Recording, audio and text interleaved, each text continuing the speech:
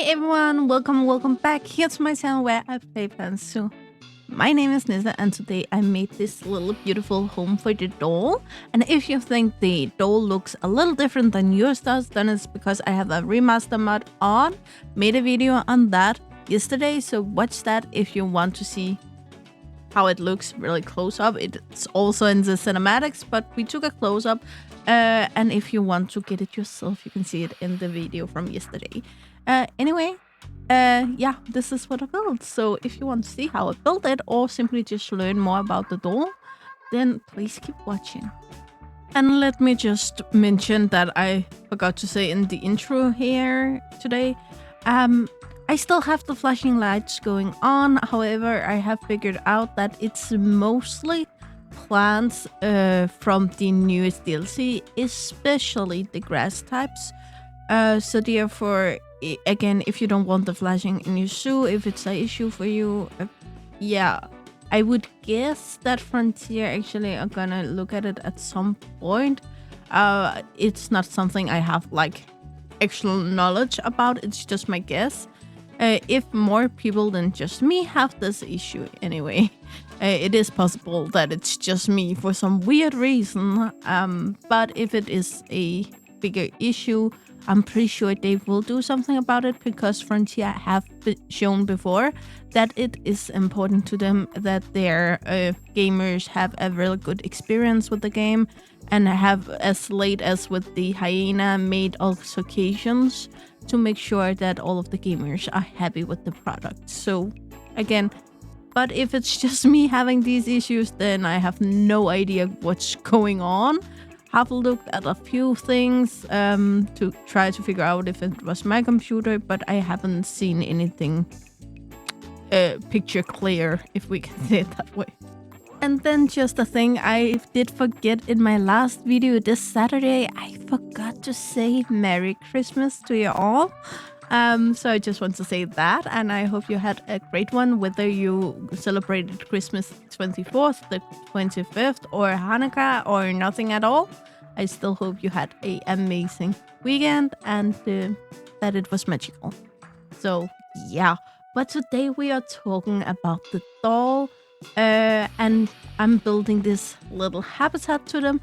It's actually an animal I haven't built for yet in Planet Zoo. Well, I had once, but it was before I started my channel. I'm pretty sure about that, because I basically just don't like the way they look in the game. However, yesterday, as some of you guys noticed, I put up a mod video on the remaster mod by Gabor.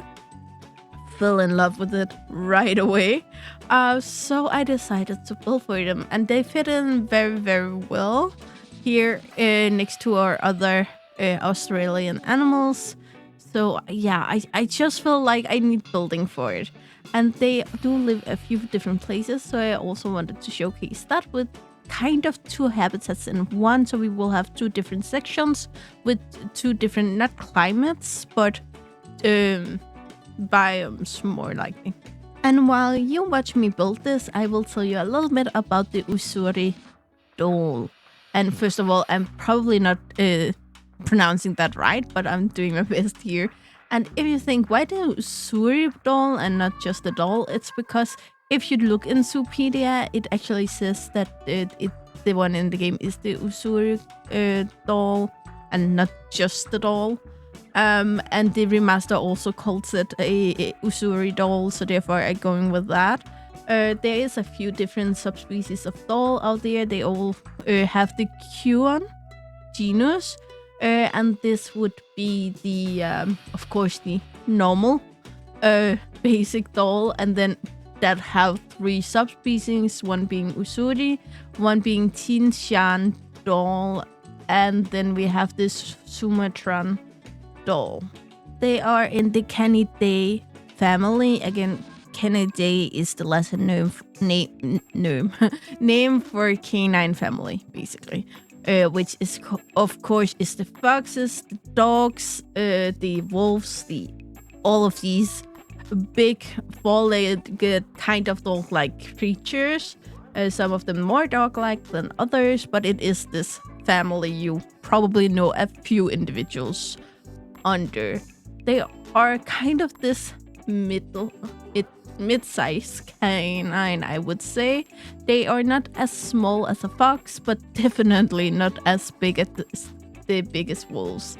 They have a height of about 0.5 meter, which is 1.6 or 7 feet, and have a length of 90 centimeters, with it's roughly 3 feet. They weigh between 10 and 21 kilos, which would be very roughly 20 to 42 pounds. The Ussuri Dhole is also the nominate subspecies, which means it's the one looking that you would describe if you ask for a description as just a dhole. So it's like that one. Kind of like gray wolves is the basic one of wolf we think of, but we also have these subspecies that varies from it. They have this beautiful orangey color and a movement and stature, kind of like something in between fox and wolf. Some of them have these light or white-ish chests, but not all of them. And they also can be both short-haired, but also a little more fluffy. However, not even close to as fluffy as the Sumatran dhole can be. The dhole actually, or the Ussuri dhole actually have a nickname basically from everywhere it lives. Since it lives in Bangladesh, China, India, Myanmar, Nepal, and China. I said China twice. It was Thailand I wanted to say also. And this gives it both the Indian dhole, Eastern Asiatic dhole, Chinese dhole, or Southern dhole as nicknames, basically, because it appears all of these places. They live a lot of different places overall, both the forest, grassland, savanna, steppes, montane, forest, and mountains, which means it have to be every animal that live in the mountains need to be a certain amount of agile, because no matter where you are in a mountain, you can get stuck in a really rocky area and you need to be able to move through that. That's also why goats are really good climbers, because they are able to live these places. They stay both within the temperate and tropical climate zone. And this is also why I try to make these two very different places within the habitat. So we have this foresty area, very green area, flowery area. And then we have this drier area, not quite arid. We are still in the temperate climate zones, but it's still much more dry. And it's much more like either steppes or savanna and grassland here in between. We also put some heaters in to make sure that they actually want to be outside. Even though they can survive in colder climates, they do not prefer it. They don't like the cold, and therefore in the winter they would choose to stay inside as much as possible. So to encourage them to go outside, we placed a few heaters just to be sure. The dhole is very, very social, but instead of living in packs like the wolf does, wolves have these very closely knitted packs that work a certain way, and you can't change that. If you get a new female in there, you need to get the one out, and that's just how it is. However, the dhole have a bigger group called a clan instead.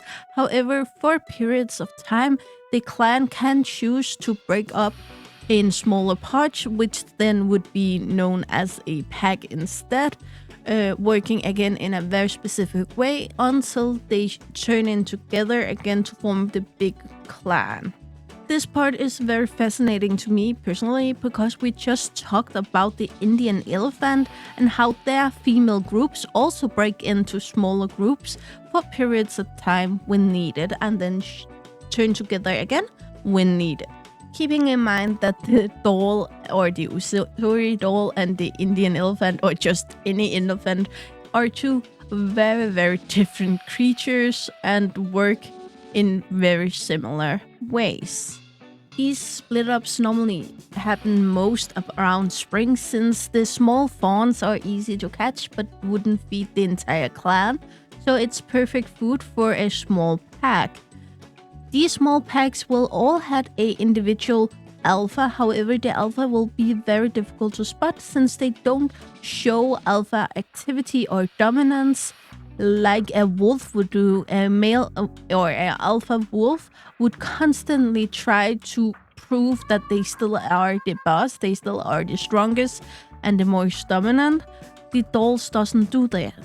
And of course, when they then turn in together to make the bigger clan, you will still have one that is the dominant individual, but you will be able to see some submissive behavior from the others, especially the previous dominant in the pack will then go in and automatically show submissions towards the new dominant doll in the clan. So they don't need a fight, they don't need any of that. It's just like, hey, I know I was the boss, but now you're the boss, and I'm fine with that. And this will secure healthier dynamics. You don't have so many wolves actually dying either from a fight or like things happening because of a fight, for instance, infections, wounds, or something like that. They also, because they have this more passive behavior and not that aggressive, they will also, when they get old enough to move out, be able to just join another clan without issues. Of course, they need to look at each other, get to know each other, and there will be some learning behavior in the beginning, but there won't be a big fight or anything like that, and they don't kick anyone else out to get a place in the new clan. They are just allowed to, hey, welcome to the family, kind of. Real big family, but you get the idea. And of course, when you have these massive families here, you also need space to put everyone, not only through the day, but also through the night. And for this purpose, they built the dens under the ground. These dens can have up to 6 entrances and be up to 30 meters of interconnecting tunnel systems. 30 meters, that's around 100 feet. But all different tunnel systems with different entrances, so it's more like a apartment building than one single house. However, these tunnel systems are mostly built up over generations, and if there is no space for everyone, this is mostly for the females with pups and the females helping raising pups. They prefer to hunt through the at morning. However, you will maybe see them hunt at night also, but this will only be if it's a moonlit night, so there's not a lot of light around, since they kind of need to see their prey. However, they can actually also hunt their prey from up to several, maybe 5 hours or so, if needed. However, they are really adequate hunters, and therefore, if they don't need to, these hunts rarely last for more than 500 meters, which would be around 1,600 feet. So most of them are pretty short, but if needed, they will put in the work. And to communicate with each other doing all of this, again, they are big groups here, so they need to be able to talk with each other clearly in a way that everyone understands. They have a quite unique developed language, and I will read up here from Animalia. Again, link is in the description if you want to read for yourself. It's just so to make sure that I get this right. To communicate with each other, doll produces whistles, sometimes rendered as cuckoo. When attacking prey, they emit screaming ka-ka-ka-ka sounds. Yeah, that's what I read. That's why I wanted to read it. Other sounds include whines, food solutioning, growls, warning, screams, chatterings, both of which are alarm calls, and yipping cries. In contrast to wolves, dolls do not howl or bark. And all of this information kind of makes me sad that I didn't build for them sooner, but you know how it is. There's a lot of animals on Planet Zoo, and some of us just need the right push to go in a certain direction. And I'm so happy Gaboy gave me the push to make this one, because I'm really happy about it, both how it looks, but also how what I learn about it, honestly. I will just mention I do not plan to finish up the foliage here, because I plan to put something in here, so I may alter it anywhere at this corner. So therefore it didn't make sense to make something that I will have to change next time. I believe it must have been hard to give the Ussuri Dhole a place on the IUCN Red List based on the fact that it is already extinct in certain parts of China and other places too. However, some places they have a bigger density and better access to other groups. As we mentioned, they will jump from group to group if needed. So therefore they need this interchange of DNA, basically. So in some places they are healthy, and in others they are not. They will also get diseases from other canines, such as wolves and the Eurasian golden jackals, maybe even from domesticated animals. And they are losing both habitat and their prey in a lot of areas. Furthermore, they can also have an issue with bigger predators. Even though the Ussuri Dhole is a predator, it isn't the biggest one out there. And here we come into issues both with tigers, leopards, wolves, striped hyenas, bears, and earlier they were also in issues with the Asiatic lion and Asiatic cheetahs. Therefore, at this point, they are left on the IUCN Red List as endangered, but there is still hope for them out there.